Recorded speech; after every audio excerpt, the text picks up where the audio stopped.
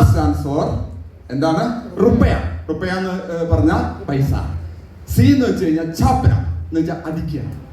M stands for machine. റുപ്പയ ചാപ്പനേക്ക machine. പണമടിക്കുന്ന കമ്പനി.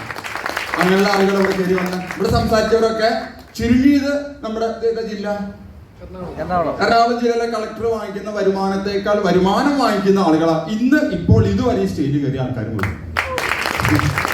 പിന്നെ ദാരിദ്ര്യത്തിലേക്ക് താഴെ കൈയടിക്കട്ടെ. ഓക്കെ, കുറച്ചുകൂടി കഴിയുമ്പോൾ മനസ്സിലാവും ഈ ബിസിനസ്സിൽ വരുമ്പോൾ നമുക്ക് എന്ത് വേണം? R stands for responsibility. കൂടുതൽ ഉത്തരവാദിത്തങ്ങൾ ഏറ്റെടുക്കണം. 9:30 റിപ്പോർട്ടിംഗ് ടൈം വെച്ചിരുന്നു. 9:00 വന്നവർക്ക് ഇരിക്കാൻ സ്ഥലം കിട്ടി. ബാക്കിയുള്ളവർ ഇങ്ങനെ ഇരിപ്പണം അന്വേഷിച്ച് അവിടെ ഇവിടെയൊക്കെ തിരിഞ്ഞു മറിഞ്ഞു നടന്നു. Okay, so R stands for responsibility. കൂടുതൽ ഉത്തരവാദിത്തങ്ങൾ ഏറ്റെടുക്കുന്നവർക്ക് കൂടുതൽ ബെനിഫിറ്റ് ഇതിൽ കിട്ടും. And C stands for commitment. എന്താണ് കമ്മിറ്റ്മെന്റ്? നേരത്തെ നമ്മുടെ രമ്യയുടെ പറഞ്ഞില്ലേ കുറച്ച് കാര്യങ്ങൾ.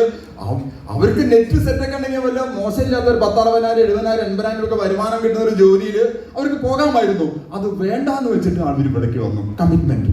കാരണം എന്താ? ഈ പ്രസ്ഥാനം അവരുടെ ലൈഫിൽ ഏറ്റവും വലിയൊരു മാറ്റം കൊണ്ടുവന്നു. And M stands for maturity. ഈ ബിസിനസ്സിൽ നമുക്ക് ഏറ്റവും കൂടുതൽ വേണ്ട സാധനമാണ് എന്ത്? മെച്യൂരിറ്റി. നല്ല പക്വത വേണം. എന്താണ് പക്വതയുടെ ലക്ഷണം? ആരെയും നിങ്ങൾ ചീത്ത പറഞ്ഞു പോയി. എന്താ നിങ്ങളുടെ പേര്?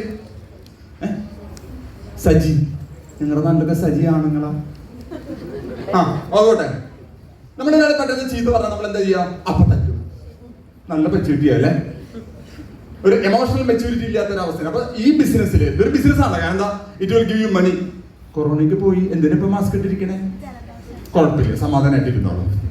ഓക്കെ, അപ്പോ ആശയം പല തലങ്ങളിൽ നമുക്ക് കാണാം.